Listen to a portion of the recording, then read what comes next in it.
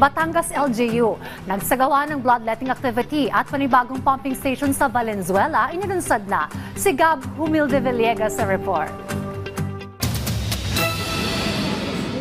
Matagumpay na pinasinayaan ng lokal na pamahalaan ng Valenzuela ang ika-25 pumping station sa lungsod. Ang nasabing pumping station ay may halagang 400 milyong piso na may generator set, 2 floodgate at 4 na submersible pump na may kapasidad na humigop ng 8 cubic meters ng tubig kada segundo.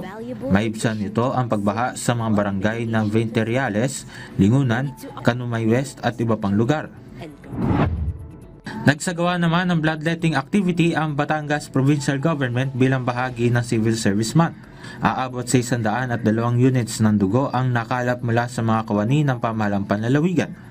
Ang aktibidad ay paraan ng mga empleyado na ipakita ang malasakit at pakikiisa sa mga nangangailangan ng dugo. Gab Humilde Villegas para sa Pambansang TV sa Bagong Pilipinas.